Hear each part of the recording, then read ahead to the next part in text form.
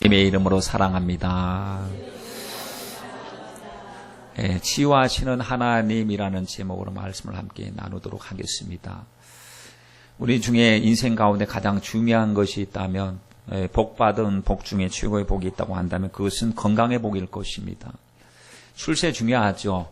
그러나 건강해야 되죠. 돈 많이 버는 거 중요하죠. 그러나 건강해야죠. 건강을 잃고 나서 보면은 참 가지고 있을 때는 몰랐는데 잃고 나면 참 그게 굉장히 귀중한 자산이었구나, 감사의 제목이었구나라는 사실을 잃고 나서 깨달을 때가 있습니다.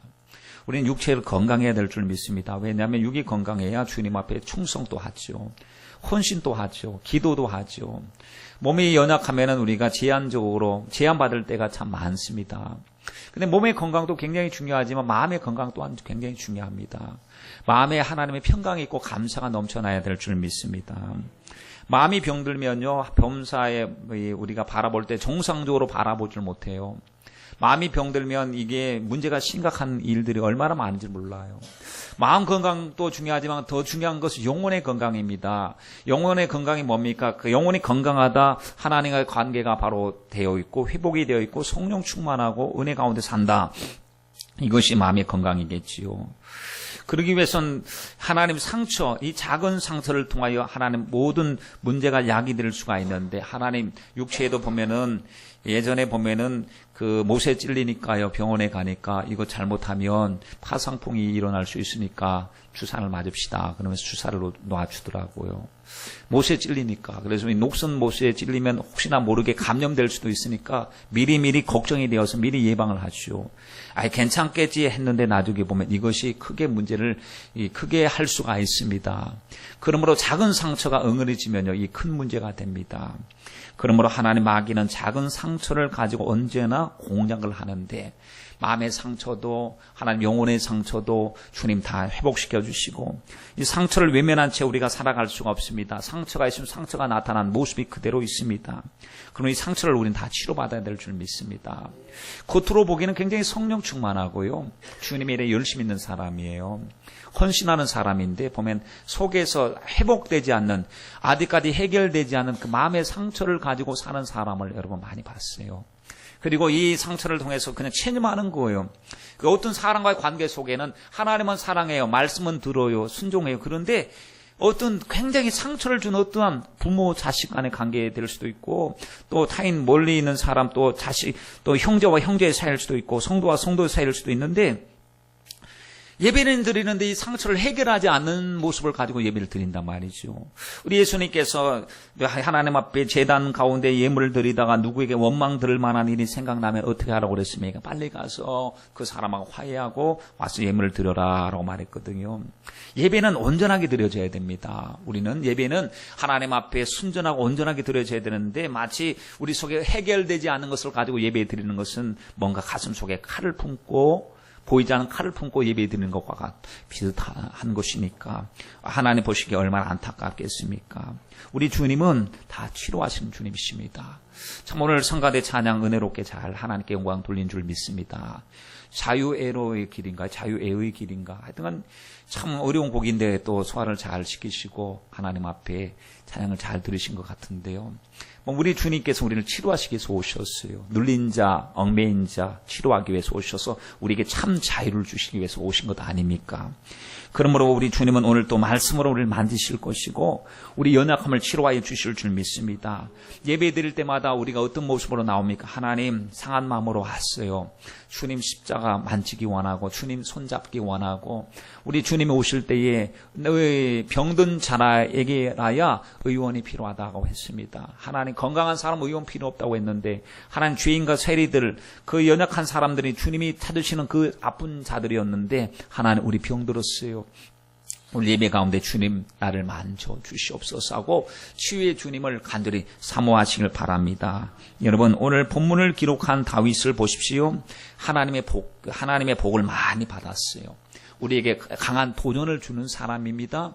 그리고 이 깊은 영적 예배를 드리는 사람이었습니다. 그런 것을 보면서 하나님, 우리도 다윗처럼 되기 원합니다 하는 그 도전을 받습니다. 그런데 그가 모든 것이 만사 오케이 되었기 때문에 하나님께 예배 드릴 수 있었던가 봤을 때 아니었습니다. 순탄하지 않았습니다. 문제가 참 많았습니다. 그에게 아픔이 있었습니다. 거절감이 있었습니다. 보이지 않는 상처가 있었어요. 그는 그 8남매 중에 막내 아들로 태어났어요. 위에 형들이 7명이나 되죠. 그 형들의 기세에 눌려서 살다 보니까요. 아무래도 보이지 않는 뭔가가 있지 않겠습니까? 아버지도 보면은 동생 막내를 갖다가 그냥 막내 취급을 하는 겁니다. 형들도 그냥 막내 취급을 하는 거예요. 커도 막내 취급 계속 막내야 계속 불러대는 겁니다. 나중에 보면은 이 다윗은 하나님을 사랑했습니다. 하나님께 예배드렸습니다. 광야에서 양을 칠 때도 늘 하나님께 예배드리는 예배자가 되었거든요. 그런 그 시점에 사울 왕이 하나님께 버림을 당하게 되지요. 그리고 나서 하나님이 사무엘 선지자를 보내어서 내가 택한 한 사람이 예비되었으니 그를 찾아서 그에게 기름을 부어라. 이새의 집에 가면 이새의 아들 중에 그 중에 한 사람이 차기 왕이 될 것이다 하는 하나님의 명령을 받고 갑니다. 그래서 이제는 제사의 명목으로 사람들을 불러 모아가지고 자기 앞을 한 번씩 지나가게 만듭니다. 왜냐하면 아직까지 사울은 권력자이기 때문에 사울이 눈여겨볼 때 혹시나 사울이 하나님과 사울 사이에 문제가 있다는 것을 자기도 알고 있기 때문에 경계심을 늦추지 않고 있었으니 사무엘도 마음에 참 부담감이 있었을 것입니다. 제사의 명목으로 사람들을 만나서 한 사람 지나갈 때마다 하나님이 말씀을 하지 않습니다. 하나님이 택한 자라고 하나님이 기름을 부으라고 말씀을 하지 않는 것입니다.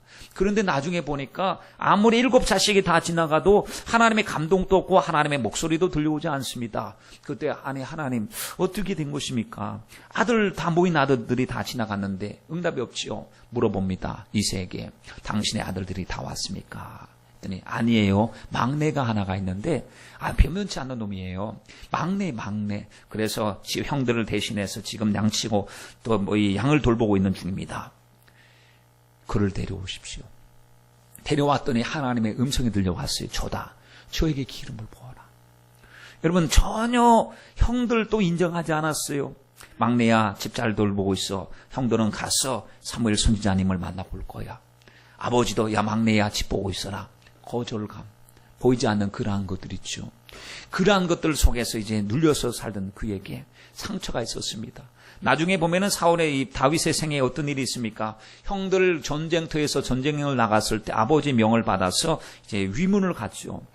위문을 갔을 때에 가서 보니까 저 건너편에 골리앗이 나와서 얼마나 똥똥거리고 큰 소리 치고 있는지 모릅니다. 이쪽에서 보니까 다 주눅 들어가고 말 한마디를 하지 못합니다. 이거 싸움이 아니라 일방적으로 당하고 있는 겁니다. 너무 속이 상해가지고 아니 왜 저 골리앗을 맞설 장수가 없습니까? 골리앗의 이력을 쭉 이야기해 주는데 들어보니까요 경력이 화려합니다. 그 블레셋 나라의 그 자랑거리였습니다. 용사 중에 용사예요.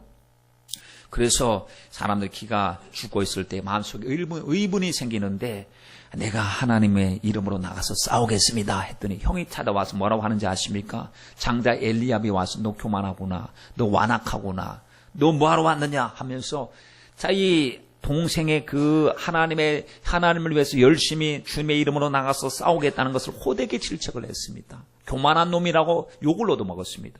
주님의 뜻대로 살겠다고 헌신하겠다고 주님 앞에 나가는데 그 형이 와가지고 무시하고 짓밟아버렸으니 그 평상시에 얼마나 동생을 막대했는지 우리가 생각해 볼 수가 있습니다.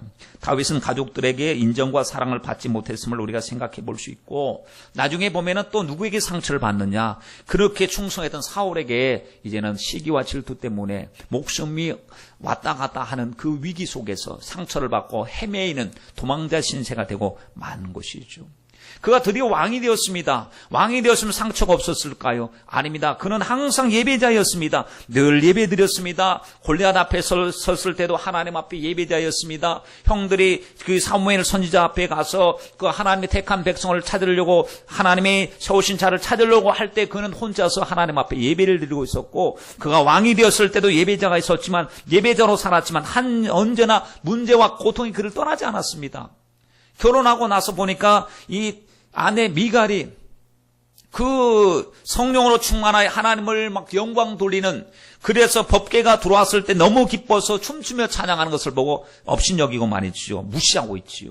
자식들은 제멋대로 가서 서로 간에 죽이고 서로 강간하고 미워하는 고통을 당하는 것을 눈으로 봐야 되지요. 또 압살롬이라고 하는 그 아들은 말이죠. 아버지를 배신해서 아버지를 반역하고 왕이 되려고 했습니다. 눈물을 흘리면서 벗은발로 도망가고 있었던 압살롬, 마음속에 상처가 얼마나 많았겠습니까? 그의 아픔의 흔적들이 시편에 나와 있어요. 쫓겨다닐 때 그 고통의 심정을 그대로 구구절절히 시편에서 기록하고 있습니다. 여러분, 하나님 앞에 감사의 찬양의 시도 있지만 비탄의 시도 있습니다. 비탄의 시가 뭡니까? 비가 느껴지고 탄식하는 시가 비탄의 시입니다. 그러나 다윗이 쓴 비탄의 시는 비탄으로 끝나지 않아요. 항상 마지막 순간에는 하나님을 신뢰합니다. 하나님을 높여드립니다. 하나님 어렵습니다. 그러나 하나님은 나의 하나님이십니다. 하나님은 나의 목자이십니다. 사망의 음침한 골짜기를 지날 때 있습니다. 그러나 주님이 막대기와 지팡이가 나를 인도해 주실 줄 믿습니다. 하나님은 나의 목자이시니 하나님 내가 부족함이 없습니다. 푸른 초장 쉴만한 물가로 나를 인도하여 주실 줄 믿습니다. 원수의 목전에서 우리에게 상을 베풀어 주실 줄 믿습니다. 하면서 그는 늘 하나님 앞에 어려운 상황 속에서도 어려움을 토설하고 하나님 앞에 그대로 고백합니다.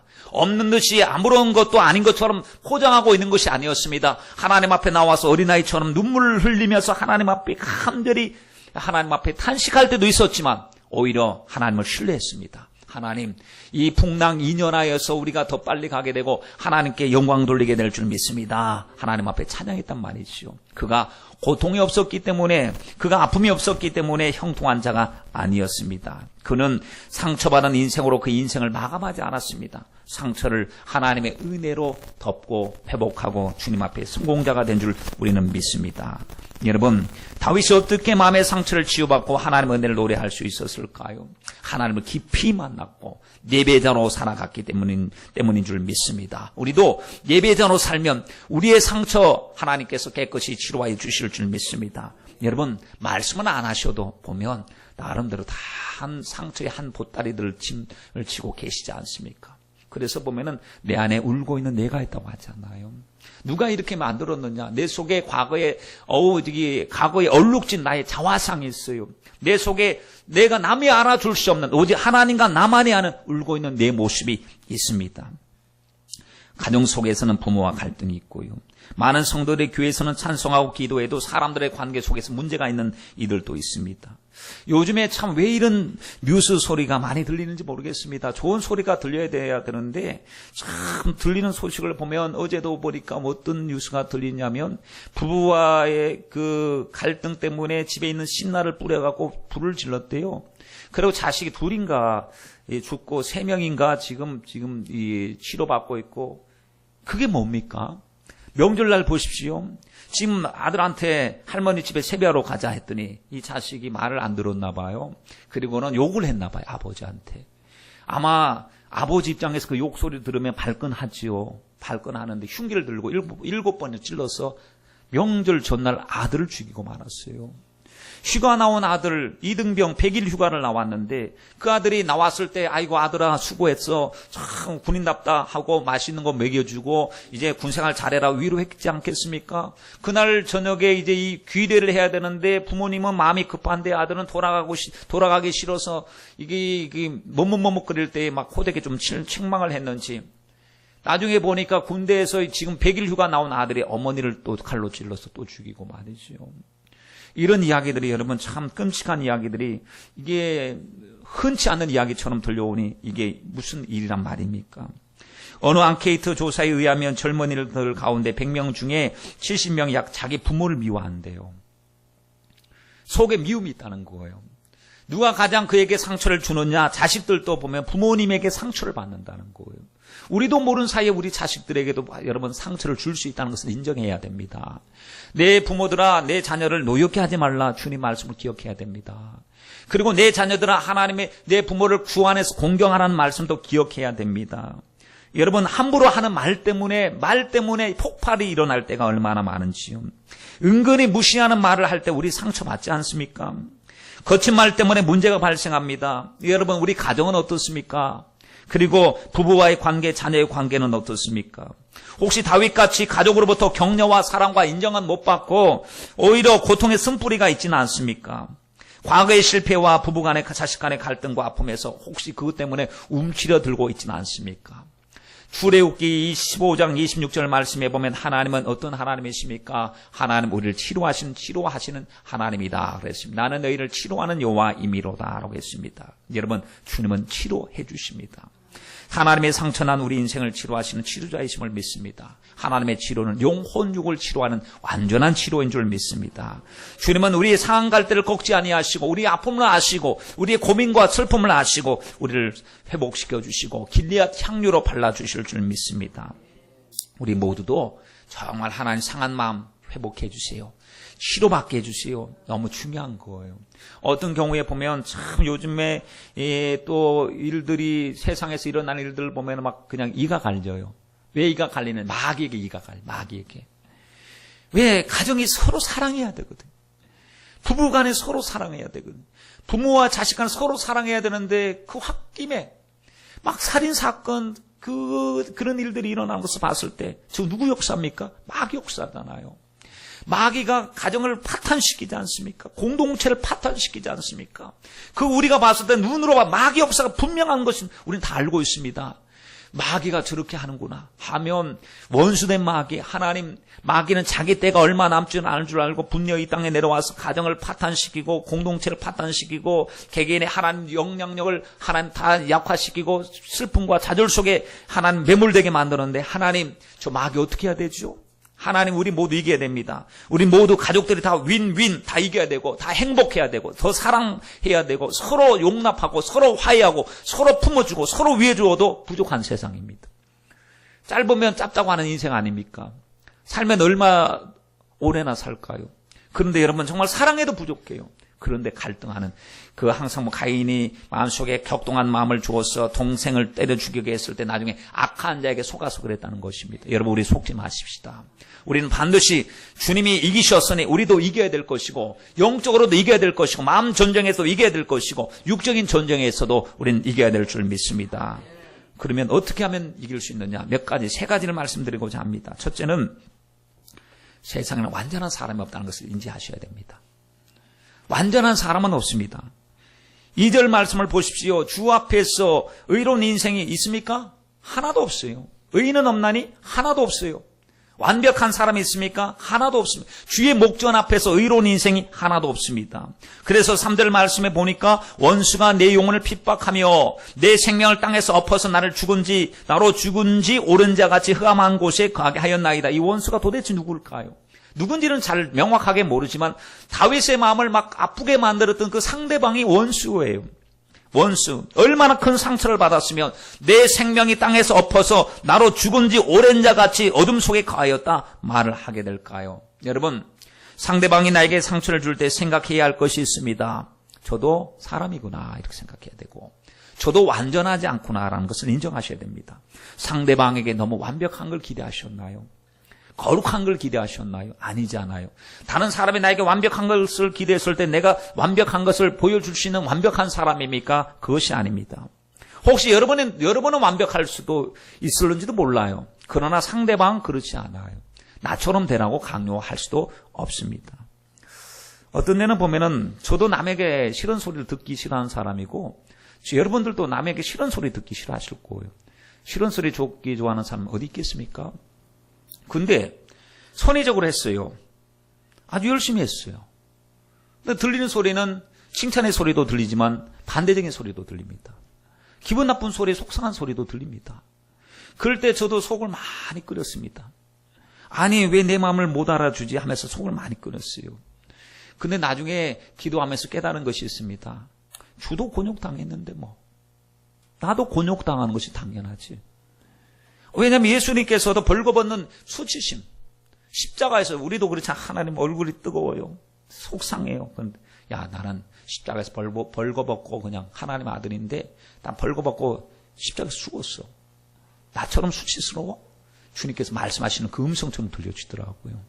아니 주님은 거룩하신 분이시고 죄를 알지도 못하시는 분이 오히려 종교 지도자들, 하나님을 잘 믿고 가장 은혜롭다고 하는 사람들에 의해서 주님이 배반당하시고 고통당하시고 조롱당하셨고 주님이 찢기셨는데 아니 주님도 대적하는 세상 속에서 우리가 100% 내가 다 오케이만 하는 그런 소리를 듣는 것은 불가능합니다.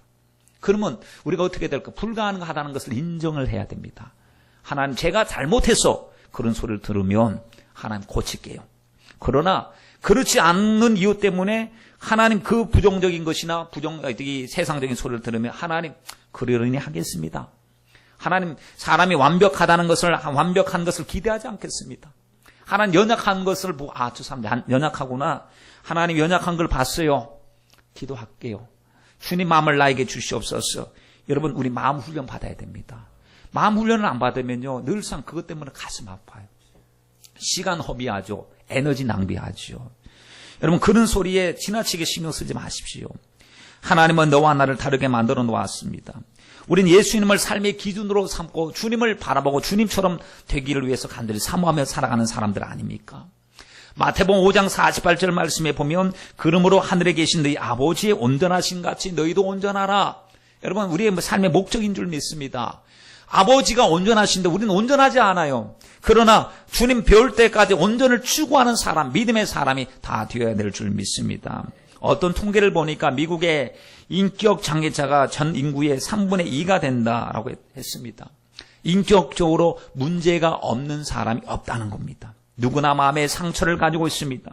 이 상처를 치료해야 하는데 치료하지 않고 덮어두니까 이거 나중에 감정이 공격적으로 변한다는 것입니다. 여러분 그럴 때 있잖아요. 속상할 때 누구 나 한번 나 건드려봐. 뭐 이렇게 화가 막 치밀어 올 때는 막 폭발하고 누구 나 한번 건드리면 나 폭발한다. 라는 식으로 공격적일 때가 있습니다. 마음의 상처는 덮어둔다고 치료되는 게 아닙니다. 무슨 기계에 진단한다고 마음의 상처 나오면 여러분 얼마나 좋겠습니까? 보니까 마음이 그런데 말해보면 말에서 나와요. 자기 상처 있습니다. 나 좀 회복해 주세요. 나 좀 도와주세요. 이게 긍정적으로 나와야 되는데 말이죠. 이게 부정적으로 나오다니까요. 사람을 막 찔러대는 거예요. 상대방을 말로서 괴롭히는 거예요. 괜히 어렵게 만드는 것이면 이게 뭐냐? 속에 상처가 있다는 것을 이야기하고 있는 것입니다. 그런데 말이죠. 의사 앞에 가서는 상처 있는 것을 다 이야기하면서 일반 사람들 앞에서는 상처 있는 것을 침묵하고 있습니다. 그런데 우리는 그 사람 그 속에 상처가 있는 줄 몰랐어요. 안 드러내놓으니까요. 그런데 말하고 행동하는 걸 보니까 그걸 좀 배우고 아는 사람들은 저 사람 아프다고 외치는 소리야 저거. 저 속에서 나 좀 살려달라고 나 좀 도와달라고 외치는 소리인데 굉장히 긍정적인 소리로 들려지는 게 아니라 옆에 있는 사람 성가시고 힘들게 만드는 소리로 들려진다는 사실입니다. 여러분 우리가 사람을 볼 때 실망할 때가 얼마나 많습니까? 사람의 관심사 참 다양합니다. 색깔도 다 다양하고 취향도 다 다양합니다. 너와 내가 틀릴 때가 너무 많아서 우리 고민이 될 때가 많습니다. 서로 다르다 보니까 너무 아파했습니다. 여러분 이런 아픔을 계속 반복할 것인지 결정하셔야 됩니다.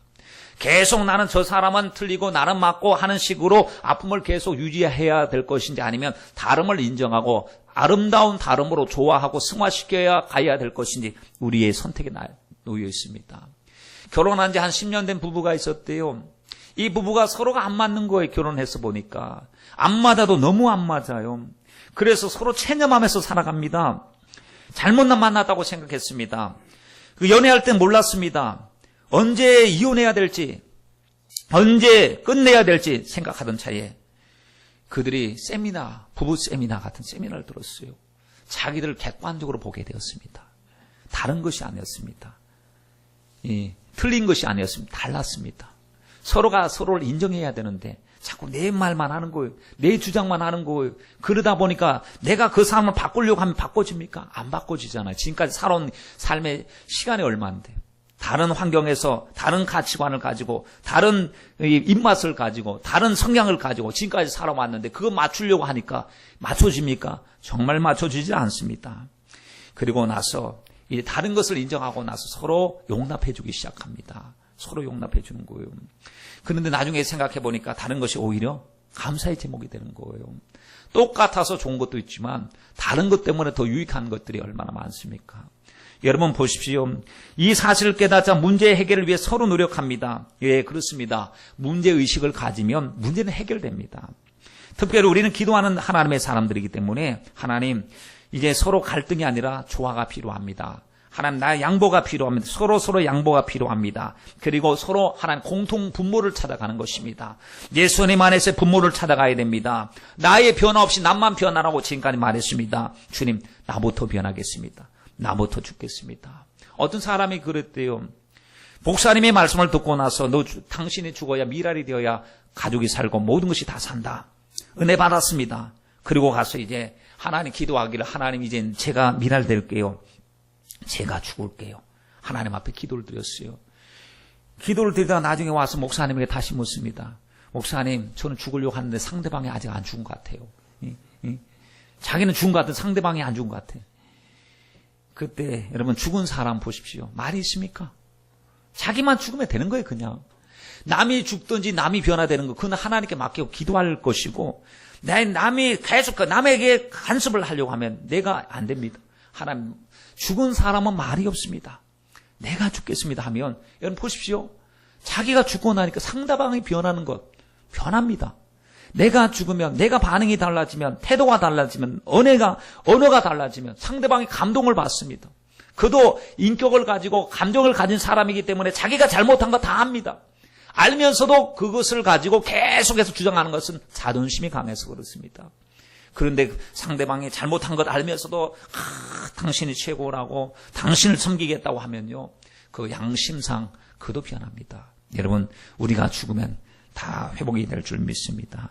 가정에서도 회복이 돼야 되고, 교회에서도 회복이 돼야 되고, 나 중심의 공동체가 아니라 많은 다른 지체들이 모인 이루어진 공동체임을 인정하고, 은사가 다 다르잖아요. 믿음도 다르잖아요. 믿음의 정도도 다 다르잖아요. 그러니 여러분, 강한 자는요 약한 자의 약점을 담당하라 했습니다. 하나님이 우리에게 더 많이 주셨습니까? 섬기라고 더 많이 주신 줄 믿으시고 섬기시길 바랍니다. 세계 인구 중에서 70억이 이상이 된다고 하는데요, 목소리 똑같은 사람이 있습니까?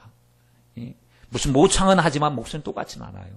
지문이 똑같은 사람 보셨나요? 홍채가 똑같은 사람 보셨습니까? 다 다릅니다. 하나님의 작품인 것이죠. 우린 독특한 하나님의 것입니다. 그러므로 만일 가정에서 서로 다른 것이 있다면 생각하십시오. 달라서 감사합니다. 하나님, 달라서 서로 보완해 줄 수 있어서 감사합니다. 둘 다 만약에 다혈질이라고 생각해 보십시오. 폭발이 일어날 것 같아요. 둘 다 다혈질이면, 한 사람이 느긋하면, 한 사람이 급하면 보완이 되지 않겠습니까? 한쪽은 기분파, 한쪽은 신중파. 둘 다 기분파면은 살림이 거듭날 수도 있습니다. 그러나 한쪽은 신중파, 한쪽은 기분파. 한쪽은 깔끔파, 한쪽은 치우는데 관심이 없는 파. 그러면 깔끔파가 치우면 됩니다. 여러분, 주님께서 우리에게 더 주셨으면 더 섬기시길 바랍니다. 부인이 느긋하고 남편이 좀 급하면 서로에게 부족한 것을 채워줄 수 있는 조화를 이루면 얼마나 좋습니까? 여러분, 행동을 좋아하는 사람이 있으면 옆에 생각을 깊이 하는 사람이 있으면 크게 도움이 되는 것이죠.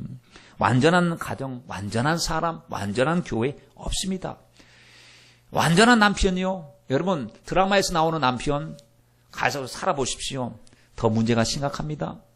지금 내 곁에 있는 가족이 가장 소중한 줄 우리는 믿습니다. 그러므로 주님이 그를 받으셨으니 우리도 받아야 됩니다. 싫다고 말하지 말고 사랑하기로 작정하십시오. 받아주십시오. 인정하십시오.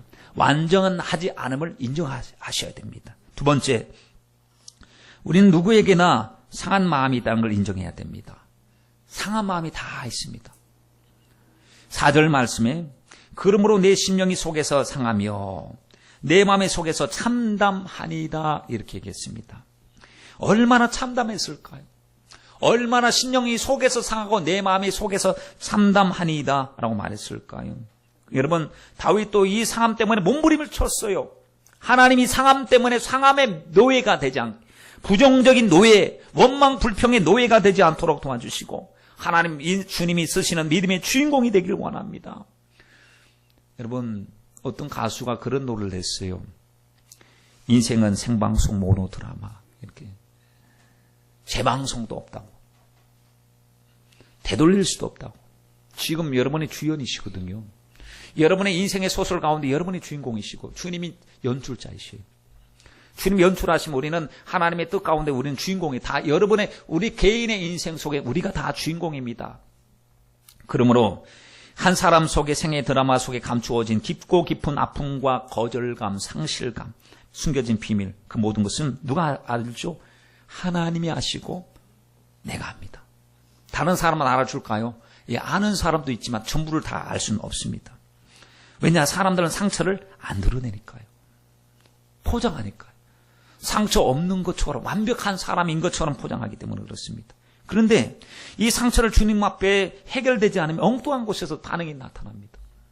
엉뚱한 곳에서 터져버리는 거예요. 그냥 영적으로 충만한 신앙생활을 하다가 상처가 딱 왔을 때 그게 폭발해버립니다. 예를 들어서 이 자기에게 있어서 이게 아킬레스건 같은 연약한 핸디캡이 있는데, 연약함이 있는데 뭐 그것도 모르는 사람이 툭 던진 말, 농담의 말인데 그것 때문에 터져버리는 거. 그러면 상대방이 깜짝 놀라는 거. 왜? 일상생활 속에서 일어나는 보편적인 말인데 그 말 앞에 왜 과도하게 그렇게 반응을 하냐 이거죠. 왜 그렇게 신경질 내느냐 이해를 못하죠. 근데 그에게는 그게 상처라는 거. 어릴 적부터 그거다 다른 건 다 견디는데 이거 건드리면 폭발해. 자존심 건드리면 폭발해버려요. 누구를 건드리면 폭발해버려요.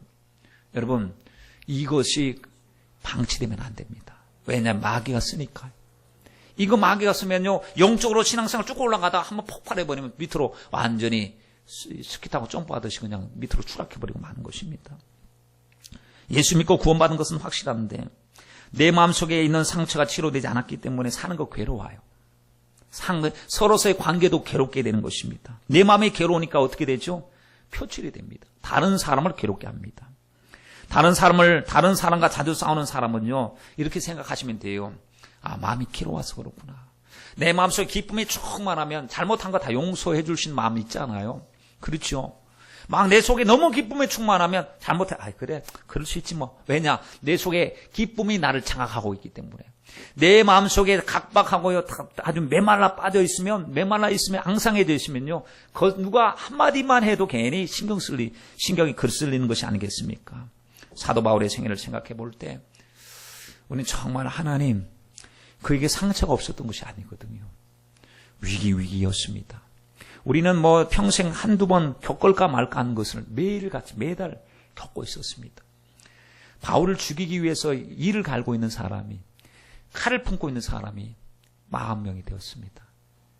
바울을 죽이기 위해서 바울 살해 특공단을 모집을 했는데 40명이요 결단했어요. 우리는 바울을 죽이기 전에 먹지도 않고 마시지도 않겠다는 거. 아마 굶어 죽었을 것 같아요. 그대로 실행했으면 하나님께서 그를 살리셨으니까요. 근데 그렇게 환영을 못 받았어요. 가는 곳마다 어려웠습니다. 그도 인간이었어요. 상처받으면 아팠습니다. 거절당하면 거절감을 느낍니다. 분노도 느낍니다. 그럴 때 그가 이길 수 있었던 방법이 무엇인지 아십니까? 하나님의 말씀대로 말하자면 질그릇 같은 나에게, 깨지기 쉬운 나에게 그 속에 보배이신 주님이 계셨기 때문에, 보배이신 주님이 진짜 주인이셨기 때문에, 질그릇은 그냥 하나님께서 쓰시는 몸뚱아리에 불과했고 나는 하나님의 것이라고 하는 하나님의 소유권을 확실하게 주님 앞에 전가했기 때문에 속상해도 기도했습니다. 하나님께 부르짖었습니다. 그럴 때마다 주님의 위로가 차고 넘쳤습니다. 여러분, 저와 여러분은 누구의 것입니까? 주님의 것 아닙니까? 그러면 우리도 깨어지기 쉬운 질그릇이에요. 우리 속에 주님 계시잖아요. 주님으로 인정하십시다. 사방으로 우겨삼을 당하여도 어떻게 해요? 쌓이지 않는데요. 그리고 답답한 일을 당하여도 낙심하지 않고요. 핍박을 받아도 버림받지 않고 또 거꾸리 틈을 당하여도 망하지 않는 것은 내 안에 보배이신 주님이 삶의 중심을 잡고 나의 삶의 목자 되신 주님이 이끌어 가시기 때문에 그렇습니다. 어떤 분이 꿈을 꿨어요. 꿈속에서 항해를 하고 있었습니다. 배를 타고 항해를 하고 있는데 가다 보니까 암초를 만난 거예요. 큰일 났죠. 여러분, 그 타이타닉호도 왜 침몰했습니까? 암초를 만났기 때문에.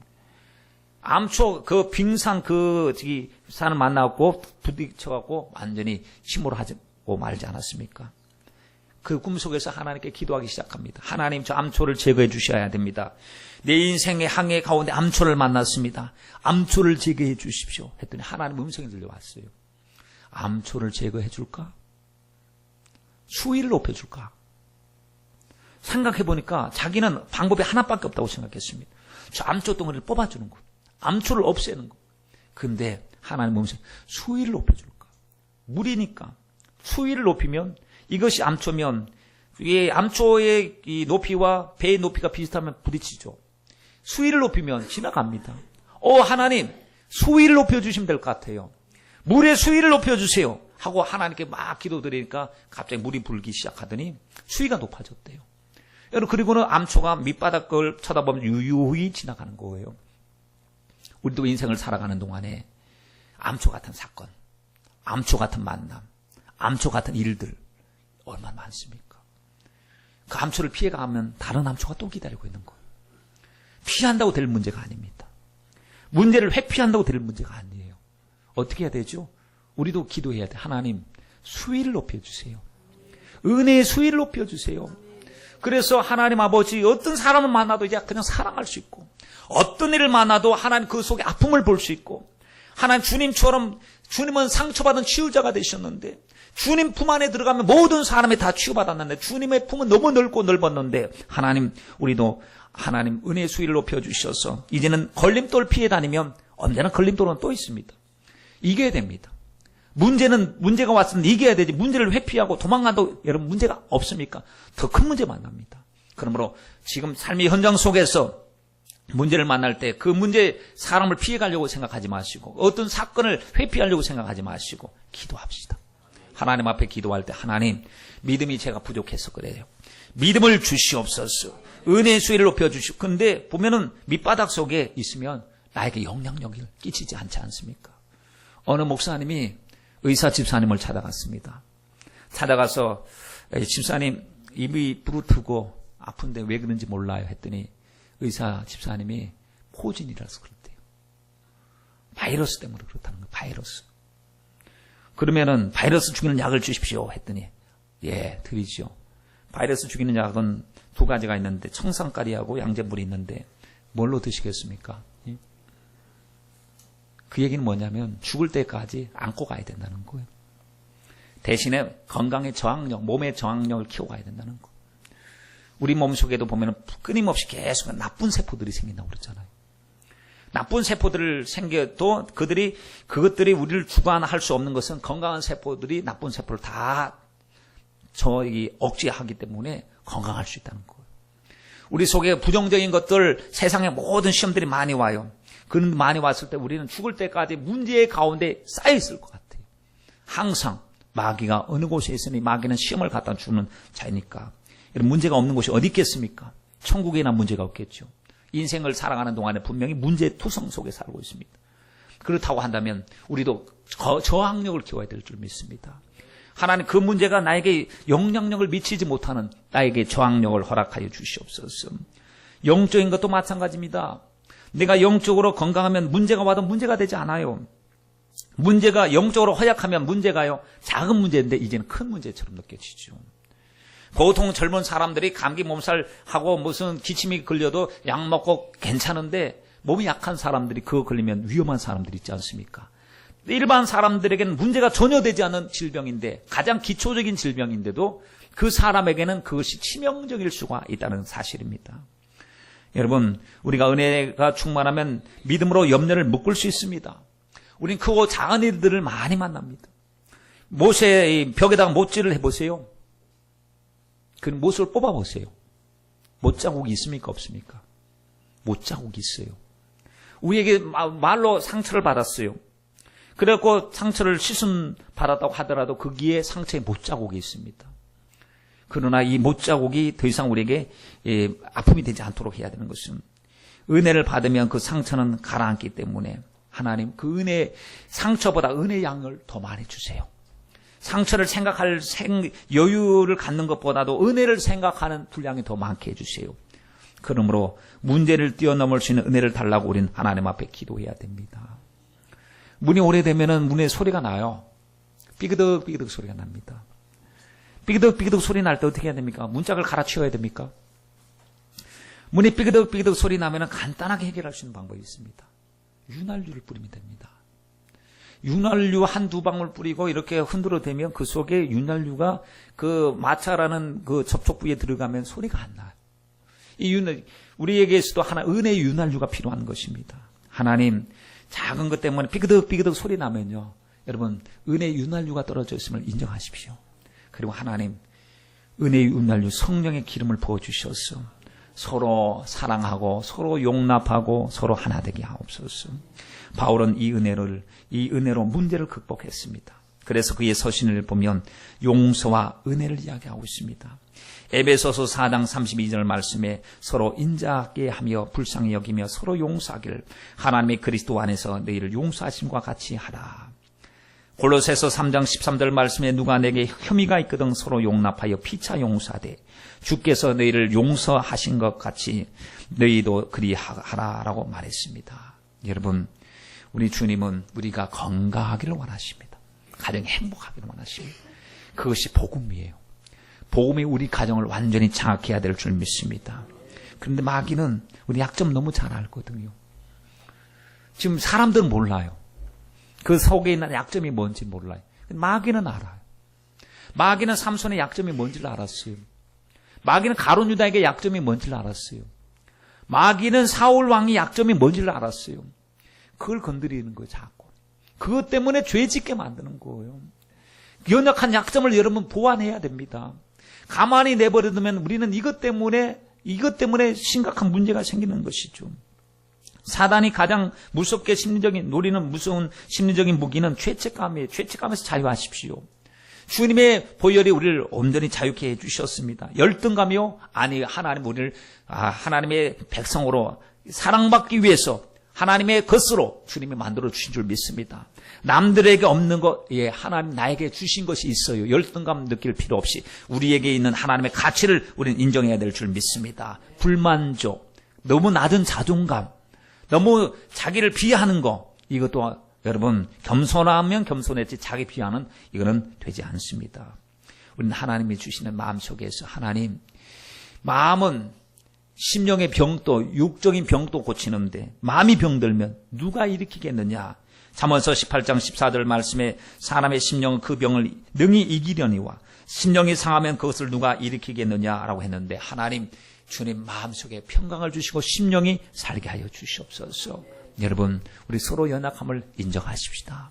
마지막 주를 사모하는 것이 치유의 최상책인 줄 믿으시길 바랍니다. 6절 말씀에 주를 향하여 손을 펴고 내 영혼이 마른 땅같이 주를 사모하나이다 했습니다. 주를 향하여 어떻게 해요? 손을 펴는 거예요. 하나님 앞에 항복하듯이 하나님 앞에 간절함을 드러내듯이 손을 펴면서 사모하는데 내 영혼이 어떻게 마른 땅같이 사모하는 거예요. 하나님 단비가 필요합니다. 쪽쪽 갈라진 마른 땅과 같습니다. 은혜의 담비를 허락하여 주옵소서 하고 하나님 앞에 은혜를 간절히 사모했습니다. 헨리 나우엔이라고 하는 사람이 쓴 상처 입은 치유자라는 책이 있는데 상처 입은 치유자가 누구냐? 예수님이라는 겁니다. 예수님 상처 받으셨어요. 사람에게, 피조물에게 상처 받으셨어요. 당신을 잘 섬긴다는 종교인들에게 상처 받으셨어요. 제자들에게 배신당하셨어요. 껍데기 주님이 벌거벗긴 채로 십자가에서 고난당하셨어요. 물과 피를 다 쏟아주셨어요. 주님은 그런데 원망하지 않으셨어요. 그들을 탓하지 않았습니다. 오히려 그들을 위해서 축복해 주셨어요. 주님 저들이 몰라서 그래요. 내가 저들을 구원하러 왔는데 저들은 구원의 대상입니다. 이 피로 저들을 죄를 다 사하여 주시옵소서. 인류의 모든 상처를 홀로 담당하셨어요. 그리고 나서 뭐 하신지 아세요? 당신이 상처가 있으시기 때문에 모든 사람을 다 상처된 사람을 다 용서해 주시고 치료해 주셨어요. 질병에서 고통당한 사람, 같은 질병 걸린 사람, 그리고 자기가 회복된 사람이 그 사람을 가서 권면해 주고 위로해 줄 때 일반 안 아파 본 사람이 위로해 주는 말과 아파 본 사람이 그 말을 해 주는 것하고 차이가 틀립니다. 느끼는 것이. 공감대가 형성이 되는 거죠. 정말 위로가 되는 것입니다.